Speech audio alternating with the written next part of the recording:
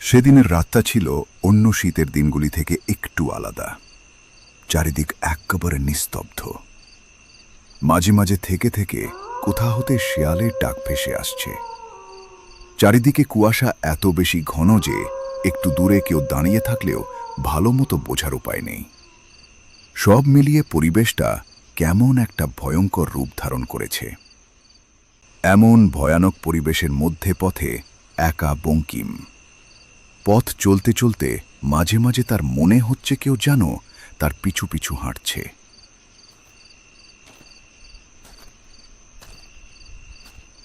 এমন কিছুক্ষণ মনে হবার পর সে পিছু ঘুরল, কিন্তু সেখানে কেউ ছিল না। সে শহরের ছেলে, শিক্ষিত, তাই ভয় পেল না।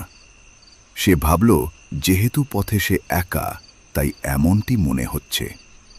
সে আবার পথ চলতে শুরু করল। কিছুটা পথ এগোনোর পর সে দেখল দু তিনটি শিয়াল তার পথ অবরোধ করে দাঁড়িয়ে আছে হিংস্র দৃষ্টিতে। বঙ্কিম জানে সে একা, তাই ওই দুই তিনটি শিয়াল তার ওপর ঝাঁপিয়ে পড়লে তাকে একেবারে ছিঁড়ে খাবে। এরপর শিয়ালগুলো বঙ্কিমের দিকে এগোতে শুরু করে এবং বঙ্কিম পিছু সরতে শুরু করে। কিছুটা পেছানোর পর সে দেখল কতগুলি ভাঙা ইটের টুকরো পথের পাশে পড়ে রয়েছে। এতে বঙ্কিম যেন বুকে একটু বল পেল। তারপর সেই শিয়ালগুলোর দিকে পাথরগুলো ছুঁড়তে সবকটা পাশের ঝোপের মধ্যে মিলিয়ে গেল। এরপর বঙ্কিম বাকি ইটের টুকরোগুলো পাশে রাখতে গিয়ে দেখতে পেল লালচে রঙের কেমন একটা অদ্ভুত মূর্তি পড়ে রয়েছে। শেষে এটিকে তুলে ভালো করে নেড়েচেড়ে দেখতে লাগল। সেটি তার আকর্ষণীয় মনে হওয়ায় সেটি ব্যাগের ভিতর ঢুকিয়ে রওনা দিল। যখন সে বাড়ি পৌঁছাল তখন সে দেখল তার পিসি বাড়ির দাওয়ায় চিন্তিতভাবে পথের দিকে চেয়ে বসে আছে। বঙ্কিমকে বাড়ির ভেতর ঢুকতে দেখে তার প্রাণ যেন ফিরে এলো। তার পিসিমা তার উদ্দেশ্যে বলল, কিরে খোকন, তোর আসতে এত দেরি হলো যে?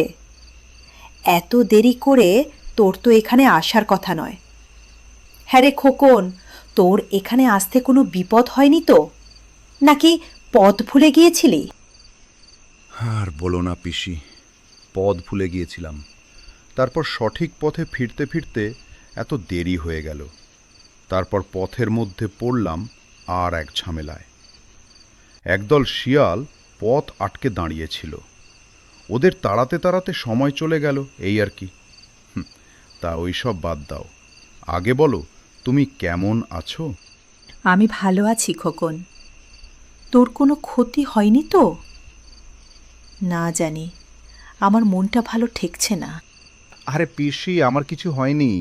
তুমি ভেতরে চলো, তোমাকে একটা আশ্চর্য জিনিস দেখাচ্ছি। সে দেখবক্ষণ।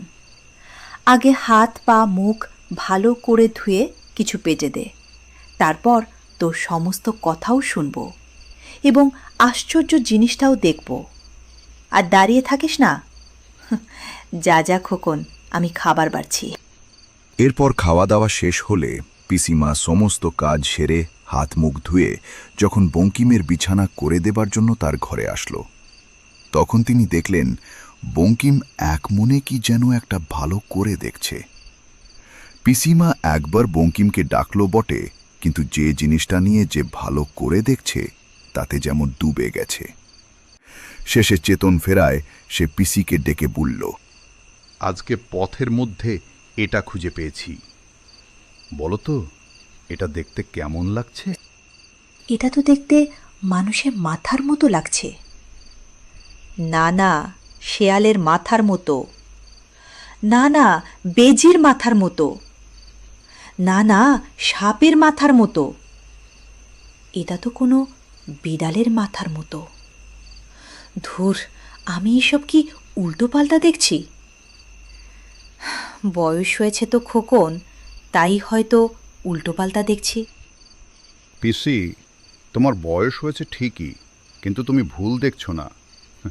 হ্যাঁ পিসি, প্রথমে আমিও এমন ভেবেছিলাম, কিন্তু যখন এটাকে ভালো করে দেখলাম তখন বুঝলাম এর আকৃতিটাই এমন। কোনো চোখের ভুল নয়, নানা সময়ে এটা নানা রকম দেখতে লাগছে। ভাবছি এটা আসলে কি? আগে তো কখনো এমন জিনিস দেখিনি। কিন্তু খোকন, এটা তুই কোথায় পেয়েছিস? আর এর গায়ে লালচে মতো কি লেগে রয়েছে? কোথাকার কোনো জাদুটুনার জিনিস। এটা তোর এভাবে ঘরে আনা উচিত হয়নি। আমার মন ভালো ঠেকছে না। খোকা, তুই এটাকে বাইরে ফেলে দিয়ে আয়। আমার মন যে বড় ডাব ডাকছে। আরে পিসি, তুমি মিছে ভয় পাচ্ছ? এটা কোনো জাদুটোনার জিনিস নয়। আর লালচে, ওটা হয়তো রং। তুমি এই নিয়ে অত ভেবো না। এমন দুর্লভ জিনিস খুঁজে পাওয়া যায় না পিসি। আমি এটাকে আমার সাথে বাড়ি নিয়ে যাব। এটা দেখিয়ে সবাইকে একেবারে চমকে দেব। দেখে নিও। নাও নাও, রাত হয়েছে, ঘুমিয়ে পড়ো। আমার চোখ একেবারে টেনে আসছে। জানি না বাপু, আমার কিন্তু ভয় ভয় করছে। রাস্তার জিনিস রাস্তায় ফেলে দিয়ে আসলেই হয়। সাবধানে ঘুমোস। কোনো অসুবিধা হলে আমায় ডাকিস।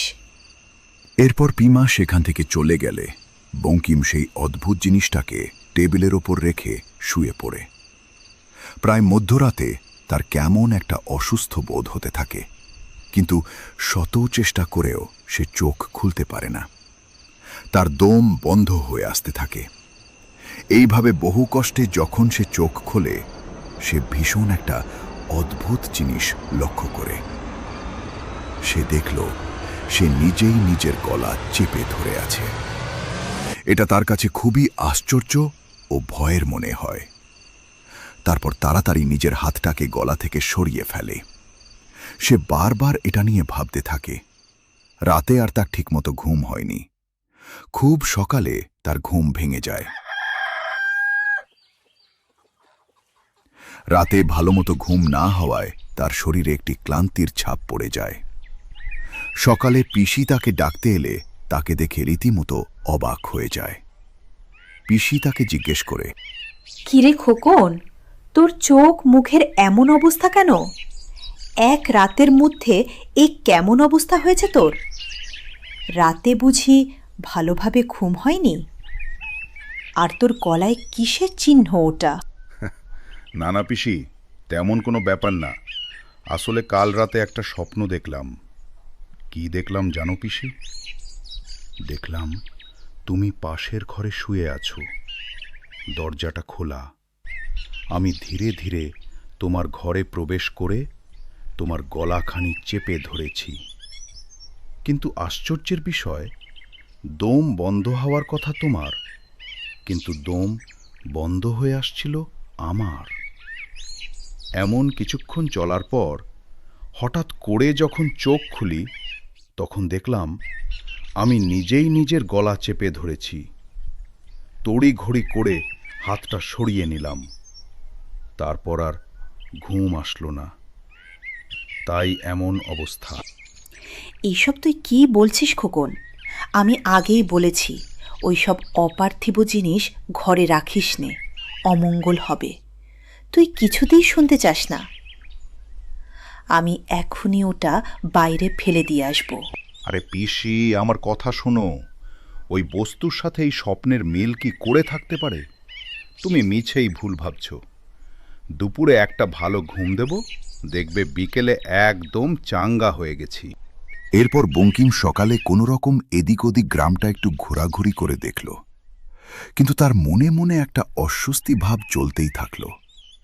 প্রায় গ্রামটা ঘোরাঘুরির পর সে বাড়ি ফিরে আসে। এরপর দুপুরের খাবার খেয়ে ক্লান্তি কাটানোর জন্য ঘুম দেয়। যখন তার ঘুম ভাঙে তখন সন্ধ্যা হয়। পিসিমা তাকে ঘুম থেকে জাগিয়ে না তুললে হয়তো সে আরো কিছুক্ষণ ঘুমাত।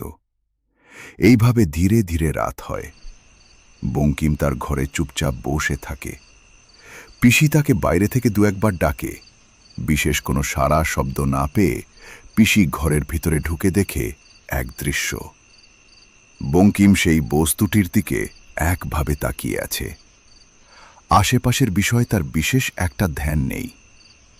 পিসি তাকে দু একবার ডাকল, কিন্তু বিশেষ কোনো ফল হল না। এরপর পিসি তার কাছে গিয়ে তাকে স্পর্শ করাতে যেন তার চেতন ফিরে এলো। হঠাৎ করে সে পিসিকে তার ঘরে দেখে বলল, পিসি, তুমি কখনো এলে? তুমি না এসে আমায় তো ডাকতে পারতে। তা যাই হোক, বলো, কিছু কি বলবে আমায়? পিসি হাঁ করে তার কথাগুলি শুনছিল, কিন্তু বিশেষ কিছু বলল না। হয়তো পিসি কিছু একটা অনুমান করেছিল। এরপর পিসি তাকে বলল, না না খোকন, তেমন কিছু না, এমনিই তোকে দেখতে এসেছিলুম। তা বলো, আজ রাতে কি খাবে? রান্নার জোগাড় করতে হবে তো। তোমার যা ভালো লাগে তাই করো, আমার কোনো সমস্যা নেই। কিন্তু পিসি, একটা কথা ছিল। বলো, কি কথা? আজকে দেখে বলো তো, এই জিনিসটা কিসের মতো দেখতে লাগছে? সত্যি করে বলবে কিন্তু। তুই এই জিনিসটা আমার সামনে থেকে সরা। এই জিনিসটা দেখলেই আমার মনে কেমন কু ডাক ডাকে আর ভয় করে। আহা পিসি, বলোই না। এটা আর আলাদা কি, সেই আগের মতোই তো লাগছে। এক এক সময় এক এক রকম। কিন্তু তুই আজকে হঠাৎ এটা আবার জিজ্ঞেস করলি যে? হ্যাঁ পিসি, এই জিনিসটাকে আমি যতই দেখছি ততই অবাক হয়ে যাচ্ছি। সত্যি কথা বলতে, কাল তোমায় বলা হয়নি। তুমি তো কালকে এই মূর্তিটাকে নানা রূপে দেখছিলে, কিন্তু আমি এটাকে শুধুমাত্র মানুষের মাথার মতোই দেখতে পাচ্ছিলাম। যদিও যখন পেয়েছিলাম তখন নানা রূপেই দেখতে পাচ্ছিলাম। আজকেও তুমি এটাকে নানা রূপে দেখছো, কিন্তু আমি এটাকে শুধুমাত্র শেয়ালের মাথার মতোই দেখতে পাচ্ছি। হ্যাঁ পিসি, সত্যি কথাই বলছি। কিন্তু এটা কি করে সম্ভব বলো তো? এই কথা শোনা মাত্র পিসি আর কোনো কথা না শুনে বঙ্কিমের টেবিলের ওপর থেকে সেই মূর্তিটাকে নিয়ে বাইরে ফেলে দিতে উদ্যত হলে বঙ্কিম তাকে বাধা দিয়ে বলে, পিসি, তুমি এটা কি করছো? দয়া করে এটা ফেলে দিও না, এটা আমাকে দাও। আমি তোমাকে কথা দিচ্ছি, পরের দিন গিয়ে মূর্তিটা আমি যেখানে পেয়েছি সেখানে রেখে দিয়ে আসব। এবার খুশি তো? এরপর পিসি সেই মূর্তিটাকে এক প্রকার অবহেলার সহিত বঙ্কিমের হাতে দিয়ে বলল, কালকেই এটা কিন্তু ফেলে দিয়ে আসবি। এটা আমি আর ঘরে দেখতে চাই না। এটা একটি অমঙ্গলজনক মূর্তি। তোর ভালোর জন্যই বলছি খোকা, আমার কথা অমান্য করিস না। যবে থেকে এটাটা ঘরে এনেছিস তখন থেকে আমার মনে কু ডাক ডাকছে। জানি না বাবু, কি হবে। আমি চললুম। এরপর পিসি রান্নাঘরে চলে যায়। রাতের খাবার দাবার খেয়ে বঙ্কিম নিজের বিছানায় এসে শুয়ে পড়ে। মধ্যরাতে বঙ্কিমের আবার কেমন অস্বস্তি হতে থাকে। সে দেখে 3টে শিয়াল তাকে দেখে তার দিকেই এগিয়ে আসছে। বঙ্কিম অনেক চেষ্টা করেও সেখান থেকে এক পাও নড়তে পারছে না। এরপর শিয়াল 3টে তার উপর ঝাঁপিয়ে পড়ে তার শরীর কামড়ে আছড়ে রক্তারক্তি করে তুলছে। সে অনেক চেষ্টা করেও কিছুই করতে পারছে না। হঠাৎ করে তার ঘুম ভেঙে যায় এবং সে দেখে এটা একটা ভয়ঙ্কর দুঃস্বপ্ন ছিল। কিন্তু ঘুম ভাঙার পর তার সারা শরীরে কেমন ব্যথা অনুভব হলো। সে তার জামাখানি খুলতেই দেখতে পেল তার সারা শরীরে কিসের কামড় ও আছড়ের দাগ। এটা দেখে রীতিমতো সে অবাক হয়ে যায়। তার আর কিছু বুঝতে বাকি থাকে না। কিন্তু এরপর সারা রাত ওইভাবেই বিছানায় বসে থাকে। ভোরের দিকে একটু চোখ লাগলেও আবার ঘুম ভেঙে যায়। এরপর সে জামাটা গায়ে দিয়ে হাত মুখ ধুয়ে বারান্দার কাছে বসে সকালে রোদ পোহাচ্ছিল আর রাতের কথা চিন্তা করছিল। এমন সময় তার পিসি এসে তাকে ডাক দেয়। বঙ্কিম তার পিসির দিকে ঘুরতেই পিসি বঙ্কিমের মুখ দেখে একেবারে অবাক হয়ে যায়। এ কি খোকন, তোর একই অবস্থা? কি হয়েছে তোর? পিসি, কাল রাতেও আমার ঘুম হয়নি। কালকে একটা অদ্ভুত স্বপ্ন দেখলাম জানো। দেখলাম কতগুলো শিয়াল আমার উপর ঝাঁপিয়ে পড়ে আমার শরীর কামড়ে আছড়ে এক করে দিচ্ছে, কিন্তু আমি কিছুই করতে পারছি না। পরে যখন ঘুম ভাঙল দেখলাম তা একটা দুঃস্বপ্ন। কিন্তু আশ্চর্যের বিষয় হলো আমার সারা শরীরে কেমন ব্যথা অনুভব হচ্ছিল। তাই জামাটা খুলতেই দেখলাম স্বপ্নে যেমন দেখেছিলাম তেমনই, সারা শরীরে আমার কামড় ও আঁচড়ের দাগ। এখন আমারও কেমন মনে হচ্ছে যে যা ঘটছে এই মূর্তিটার জন্যই ঘটছে। কারণ প্রথম দিন তুমি এটা কে নানা রূপে দেখলেও আমি কিন্তু মানুষের মাথার মতোই দেখেছিলাম। তাই ওই রাতে আমার গলা চেপে ধরা হয়েছিল। আবার গতকাল রাতে তুমি একই রকম দেখলেও আমি কিন্তু শিয়ালের মাথার মতোই দেখেছিলাম, আর স্বপ্নেও শিয়াল। তারই পরিণতি এই। আজ রাতে একটা শেষ পরীক্ষা করব। এরপর সারাটা দিন কোনো না কোনোভাবে কাটানোর পর যখন সন্ধ্যা হয়, তখন বঙ্কিম সেই মূর্তিটার সামনে এসে ভালো করে মূর্তিটাকে দেখতে থাকে। এইবার মূর্তিটায় যে রূপ ফুটে ওঠে তা ছিল কোনো বিড়ালের। সে তাড়াতাড়ি পিসিকে ডাকল এবং বলল, বলো পিসি, আজকে তুমি এই মূর্তিটায় কি কোনো পরিবর্তন দেখতে পাচ্ছ? না তো, কোনো পরিবর্তনই তো দেখতে পাচ্ছি না। তবে তুই এবার এটাতে কোনো পরিবর্তন দেখতে পাচ্ছিস? পিসি, এই মূর্তিটাতে এবার বিড়ালের রূপ দেখতে পাচ্ছি। তার মানে আজকে যা হবে তা খুবই বিপজ্জনক। আর যদি তা না হয়, তার মানে বুঝে নেব এই মূর্তির সাথে আমার বিপদের কোনো মিল নেই, তা শুধুমাত্র কল্পনা ছিল। আর যদি এমনটা ঘটে, তাহলে এই মূর্তিটার আজ শেষ দিন। তবে পিসি, আজকে রাতে তুমি আমার ঘরের বাইরে দাঁড়িয়ে থাকবে এবং দেখবে ওই মুহূর্তে আমার সাথে কি ঘটে। এবার যাও। ঠিক আছে, আমি যাচ্ছি। তবে খোকন, এতে আবার তোর কোনো ক্ষতি হবে না তো? আমি বলি, শোনো না, অত পরীক্ষা করে লাভ নেই। যা বুঝেছি তাই যথেষ্ট। এটাকে ফেলে দিয়ে আয়। আমার কথা শোনো। না পিসি, যা বলেছি তাই করব। আমি কোনো কিছু না দেখে বিশ্বাস করব না। আর তুমি ভয় পেও না। যদি এই মূর্তির দ্বারাই সমস্ত ঘটনা ঘটে, তবে জেনে নিও আমার আজ রাতে ক্ষতি তো হবে, তবে আমার মৃত্যু হবে না। এখনো 2 দিন লাগবে। জানি পিসি, আমি যা বলছি তুমি তা বুঝবে না। কাল তোমাকে বুঝিয়ে বলবো। আজকে যা বলেছি তুমি তাই করো। এরপর রাত গভীর হলে বঙ্কিমের কথা মতো পিসি ঘরের বাইরে দাঁড়িয়ে থাকে। ততক্ষণে বঙ্কিম ঘুমিয়ে পড়েছে। অনেকক্ষণ দাঁড়িয়ে থাকার পর কিছুই হচ্ছে না দেখে পিসি ভাবল, তাহলে হয়তো সবকিছু মনেরই ভুল। এরপর সে নিজের ঘরে চলেই যাবে। ঠিক সেই সময় পিসির নাকে এক পচা দুর্গন্ধ ভেসে আসতে থাকে। পিসি এদিক ওদিক তাকিয়েও কিছু দেখতে না পেয়ে বঙ্কিমের জানলা দিয়ে তার ঘরে উঁকি মারে এবং এক ভয়ানক দৃশ্য দেখতে পায়। পিসি দেখল একটা কুচকুচে কালো বিড়াল, যার দেহটা পচা গলা, কিন্তু শরীরে প্রাণ আছে। সে বঙ্কিমের শরীরের উপর বসে হিংস্রভাবে তার মুখ, পেট ও বুকের ওপর নখ দিয়ে আঁচড়েই যাচ্ছে এবং চারদিক রক্তে ভেসে যাচ্ছে। এই দৃশ্য দেখে পিসির গলা থেকে কোনো আওয়াজ বের হয় না এবং পিসি সেখানেই জ্ঞান হারিয়ে মাটিতে লুটিয়ে পড়ে। পরের দিন যখন সকাল হয়, তখন পিসি তড়িঘড়ি করে বঙ্কিমের ঘরে যায়, কিন্তু বঙ্কিমের কোনো সাড়া শব্দ না পেয়ে গ্রামের লোকজনকে ডাকে। এরপর অনেক ডাক্তার বদ্যি সেখানে আসে, কিন্তু কেউ বঙ্কিমের জ্ঞান ফেরাতে পারে না। শেষে একজন তাকে বলে, আমার মনে হচ্ছে কোনো ডাক্তার বদ্যি এর কিছু করতে পারবে না। আপনি একবার সাধক বামাচারীকে ডেকে আনুন। বিশাল বড় মাপের সাধক, বহু দূর পর্যন্তই তার নাম ডাক। তিনি কাউকেই ফিরিয়ে দেন না।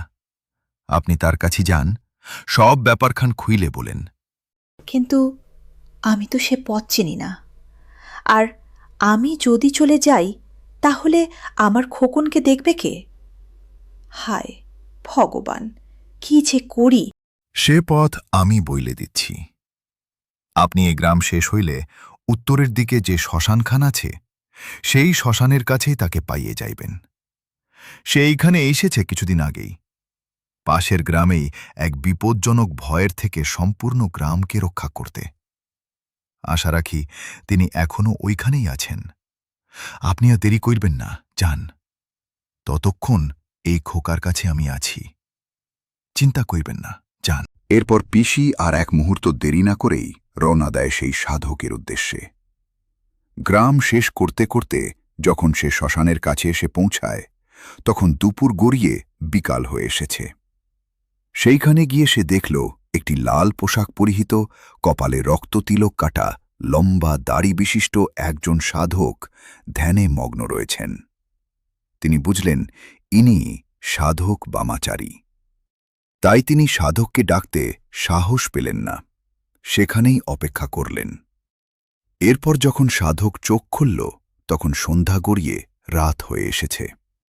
সাধক চোখ খোলা মাত্রই পিসি ডুকরে কেঁদে ওঠে এবং সাধকের পা জড়িয়ে ধরে। কি করছেন কি? আপনি আমার থেকে বয়সে বড় হন, দয়া করে আমায় লজ্জা দেবেন না, পাটা ছাড়ুন। ঠাকুর, আপনি আমার খোকনকে বাঁচান। আপনি না গেলে যে আমার খোকন আর বাঁচবে না। সে না হয় বাঁচানো যাবে, কিন্তু আপনি তো আগে আমায় বলুন, আপনার খোকনের হয়েছেটা কি? না জেনে শুনে আমি তো আর কিছু করতে পারবো না, তাই আমাকে পুরো ঘটনাটা ভেঙে বলুন। ঠাকুর, আমার খোকরের নাম বঙ্কিম। সে শহরে থাকে, বেশ শিক্ষিত। বহু বছর পর আমাদের গ্রামে বেড়াতে এসেছে। যখন সে আমাদের বাড়ি আসছিল, তখন পথের মধ্যে একটা অদ্ভুত মূর্তি কুড়িয়ে পায় এবং সেটি বাড়িতে নিয়ে আসে। আমার শত বারণ সত্ত্বেও সে সেটি ফেলে দেয়নি। মূর্তিটি অবিশ্বাস্য, জানেন? ওটি নানা সময় নানা রূপ দেখতে লাগে। কখনো মানুষ, কখনো শেয়াল, কখনো বিড়াল, কখনো বেজি এবং কখনো সাপের মতো। ওই মূর্তিটা ঘরে আনার পর থেকে এই কয়দিনে অবিশ্বাস্য সব ঘটনা ঘটছে। আসল ঘটনা হল, আমি মূর্তিটিতে নানা রূপ দেখতে পেলেও বঙ্কিম কিন্তু রাত হলে নির্দিষ্ট একটি রূপ দেখতে পায়, যা আমি দেখতে পাই নাই না। আবার যেই দিন যেই রূপ সে দেখে, সেই রূপের আতঙ্ক রাতে তাকে ঘুমাতে দেয় না। মানুষের মূর্তি দেখার পর সে নিজেই নিজের গলা চেপে ধরে। শিয়ালের মূর্তি দেখার পর রাতে স্বপ্নে শিয়ালগুলো তাকে ছিন্ন ভিন্ন করছিল, কিন্তু প্রভাব পড়ছিল তার শরীরের ওপর। এইভাবে 3 দিন ধরে এমন ভয়ানক ঘটনা ঘটছে। আজ রাতে কি হবে তাও জানি না। আপনি চলুন ঠাকুর। বুঝলাম, যদি আমার অনুমান ঠিক হয়, তবে যে মূর্তিটার বর্ণনা আমি পেয়েছি তা কোনো সাধারণ মূর্তি নয়, সেটা আসলে পঞ্চমুণ্ডির। পরপর 3 রাতে মানুষ, শিয়াল ও বিড়াল তার রক্তের স্বাদ পেয়ে গেছে। আজ রাতে রক্তের স্বাদ নিতে আসবে বেজি, আর কাল রাতে সাপের দংশনে তার মৃত্যু হবে। তাই আজ রাতে তার ক্ষয়ক্ষতি হলেও মৃত্যু হবে না। আশা রাখছি আজ রাতে আমরা সেখানে পৌঁছাতে পারব না, তাই যা করবার কাল সকালেই করব। তবে আপনি চিন্তা করবেন না, ওর শরীরে প্রাণ থাকলে ওকে আমি সুস্থ করেই ছাড়ব। তবে ভয়ের কিছু নেই মা, আজ রাতে ওর প্রাণ যাবে না। এরপর সাধক ও পিসিমা বাড়ির পথের দিকে রওনা দিল। তাদের পৌঁছাতে পৌঁছাতে সকাল হয়ে যায় এবং তারা সেখানে গিয়ে যে দৃশ্য দেখে তা দেখে রীতিমতো হতবম্ব হয়ে যায়। তারা দেখল বঙ্কিম নিথর হয়ে বিছানায় শুয়ে আছে, কোনো সারা শব্দ নেই, এবং লোকটি তার পাশে বসে আছে। তিনি বললেন, আপনারা এইছেন? আমি তো আগেই কয়েছি, কোনো ডাক্তার বুদ্ধি একে সারাতে পাইব না। পারলে আপনিই পারবেন। কাল রাতে এক ভয়ঙ্কর ঘটনার প্রত্যক্ষদর্শী হই। দেখি একটা পচা গলা বেজি, কি বিশ্রী দুর্গন্ধ। এমনভাবে কোনো প্রাণীর বাচনের কথা নয়, তবুও সেটা বেঁচে আছে। এরপর দেখলুম বেজিটি খোকার উপর উঠে তাকে একেবারে রক্তাক্ত করে দিয়েছে। আমি সামনে এগুতেই দেখি সেটা কোথায় মিলিয়ে গেল। তারপর ভয়ে আমার আর ঘুম হয়নি। তার মানে চতুর্থ মুন্ডুটাও রক্তের স্বাদ পেয়ে গেছে। বাকি রইল আর একটা। তার মানে যা অনুমান করেছিলাম তাই। আমাকে এখনই সেই মূর্তিটা দেখান। এরপর পিসি ঘর থেকে সেই মূর্তিটা সাধকের হাতে দিতেই সাধক একেবারে অবাক হয়ে যায়। সে যা ভেবেছিল তাই।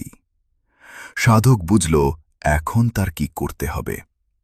এরপর সে পিসির উদ্দেশ্যে বলল, আজ বিকেলে আমাকে একটা যজ্ঞ করতে হবে এবং সেই যজ্ঞে আহুতি দিতে হবে এই মূর্তির।